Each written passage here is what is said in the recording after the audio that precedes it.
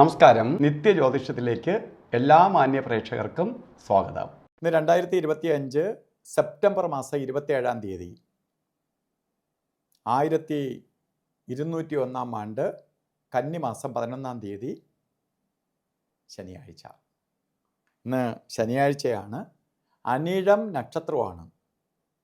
അനിഴത്തിൻ്റെ പ്രത്യേകത എന്ന് വെച്ചാൽ അനിഴം നക്ഷത്രക്കാരെല്ലാം ശനിദശയിലാണ് ജനിക്കുന്നത്. അപ്പോൾ ശനിയാണ് അനിഴ നക്ഷത്രത്തിൻ്റെ മാതൃഗ്രഹം. ഇപ്പോൾ ശനീശ്വരനുമായിട്ട് ബന്ധമുള്ള നക്ഷത്രമാണ്. ശനി നല്ല സ്ഥാനത്ത് നിൽക്കുന്നവർക്ക് ദിവസം വളരെ അനുകൂലപ്രദമായിരിക്കും. എന്നാലും ഭൂരിപക്ഷം പേരെയും ശനി ഗുണത്തെ തരത്തില്ല. മന്ദനാണ് ശനി. അപ്പോൾ കാര്യങ്ങളെല്ലാം മന്ദീഭവിക്കും. അപ്പോൾ ഒരു കാര്യവും സ്മൂത്തായി നടക്കത്തില്ല. അത് പ്രതീക്ഷിച്ച് വേണം ഇന്നത്തെ ദിവസം യാത്ര തിരിക്കാൻ. രാവിലെ ഉറക്കത്തിൽ നിന്ന് വിളിച്ചുണർത്തി 6 മണിക്ക് പേടിപ്പിക്കാൻ പറയണതല്ല, ശ്രദ്ധിക്കാൻ പറയണതാണ്. നമ്മൾ സൂക്ഷിച്ച് പോയാൽ നമുക്കൊരു മുന്നറിയിപ്പ്, ഒരു നോ എൻട്രി ബോർഡ് പോലെ അവിടെ നമ്മൾ സൂക്ഷിച്ച് പോകണം. അല്ലെങ്കിൽ വേറെ എൻട്രി കിട്ടുമെന്ന് നോക്കുക. അതിനൊപ്പം തന്നെ കന്നിമാസത്തിലെ അനിഴ നക്ഷത്രം ബർത്ത്ഡേ വന്നിട്ടുള്ളവർക്ക് ഒരു വർഷത്തെ ഫലത്തെയാണ് നമുക്ക് ചിന്തിക്കേണ്ടത്. വാർഷിക ഫലത്തെ ചിന്തിക്കുമ്പോൾ നമ്മൾ വളരെ ശ്രദ്ധിച്ചായിരിക്കണം ഈ ഒരു വർഷവും കൊണ്ടുപോവേണ്ടത്. എല്ലാ കാര്യങ്ങൾക്കും മന്ദത, എല്ലാം ഇഴയും. പതുക്കെ സഞ്ചരിക്കുന്നവൻ ശനി.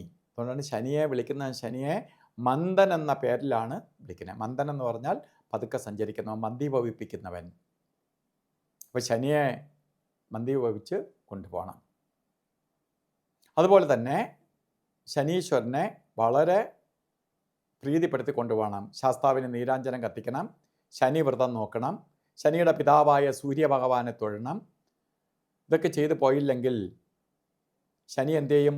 മന്ദതയുണ്ടാക്കും, ശത്രുക്കളുടെ ഭയം കൂട്ടും, ആക്സിഡൻ്റ് ഉണ്ടാക്കും, രോഗായ ദുരിതങ്ങളെ കൊടുക്കും, സാമ്പത്തിക നഷ്ടം വരും.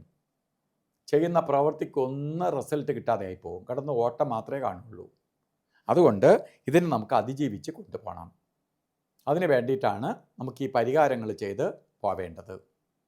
അതിനു വേണ്ടി ചെയ്യേണ്ടത് ശനിയെ പ്രീതിപ്പെടുത്തുന്നതിനൊപ്പം തന്നെ ശാസ്താവിന് നീരാഞ്ജനം കത്തിക്കുകയും ശനിവ്രതം നോക്കുകയും സൂര്യഭഗവാനെ തൊഴുകയൊക്കെ ചെയ്യുന്നതിനൊപ്പം തന്നെ ഒരു ശനീശ്വര യന്ത്രം അസുഖമോ അസ്വസ്ഥതയോ വരാതിരിക്കാൻ വേണ്ടി ധന്വന്തരി യന്ത്രവുമായി ചേർത്ത് ദേഹരക്ഷ കെട്ടിക്കൊണ്ട് ശനി കവചം തീർത്ത് പോകണം.